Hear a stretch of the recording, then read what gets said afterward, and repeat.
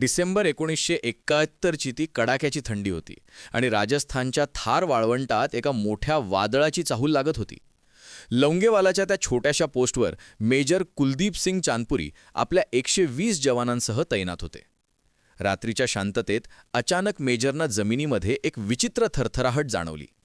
त्यांनी जेव्हा वाळूवर कान लावून ऐकले तेव्हा त्यांना समजले की ही काही साधी हालचाल नाही, तर शत्रूच्या अवजड रणगाड्यांचा ताफा आहे.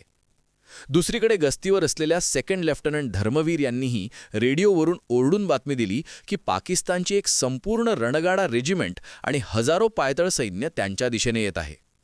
मेजरने तातडीने हेडक्वार्टर्सकडे मदत मागितली, पण तिथून उत्तर आले की रात्रीच्या वेळी अतिरिक्त सैनिक पाठवता येणार नाहीत आणि वायुसेनेची विमानेही उड्डाण करू शकणार नाहीत. त्यांच्यासमोर फक्त 2च मार्ग होते, एक तर आपला जीव वाचवण्यासाठी मागे हटा किंवा सकाळ होईपर्यंत मृत्यूशी झुंज द्या. मेजर चांदपुरी यांनी मागे हटण्यास स्पष्ट नकार दिला आणि आपल्या 120 जवानांना ललकारत सांगितले की ज्याला जायचे आहे तो जाऊ शकतो, पण मी इथेच थांबून शेवटच्या श्वासापर्यंत लढेन. एकही जवान मागे हटला नाही. मेजरनी त्वरित एक युक्ती लढवली आणि पोस्टच्या चहूबाजूंनी काटेरी तारांचे कुंपण घातले.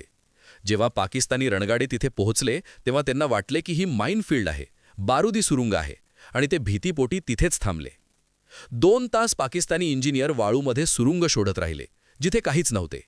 या फसवणुकीने भारताला तयारीसाठी मोलाचा वेळ मिळवून दिला. शत्रूने हल्ला सुरू करताच भारताच्या 2 RCL गननी पाकिस्तानच्या सुरुवातीच्या रणगाड्यांचे आगीच्या गोळ्यात रूपांतर केले. संपूर्ण रात्र 120 हिंदुस्थानी वीरांनी हजारो पाकिस्तानी सैनिकांवर भारी पडत राहिले. ते एका ठिकाणाहून गोळी चालवायचे आणि लगेच आपली जागा बदलायचे, ज्यामुळे शत्रूला वाटले की तिथे खूप मोठे सैन्य दडलेले आहे. पाकिस्तानी रणगाडे युरोपच्या मैदानासाठी बनलेले होते. ते थारच्या मऊ वाळूत रुतू लागले. जशी सकाळची पहिली किरणे आकाशात चमकली, जैसलमेर एअरबेसवरून भारतीय वायुसेनेची हंटर विमाने ससाण्यासारखी झेपावली. वैमानिकांनी पाहिले की पाकिस्तानी रणगाडे वाळूत अडकलेले आहेत आणि पळायला जागा नाही. मग सुरू झाले खरे तांडव. वरून रॉकेट आणि गोळ्यांचा असा वर्षाव झाला की संपूर्ण वाळवंट स्मशान बनले. दुपारपर्यंत पाकिस्तानचे डझनभर रणगाडे भंगारात जमा झाले होते. संध्याकाळ होता होता पाकिस्तानचे ते अवाध्य सैन्य शेपूट घालून पळून गेले.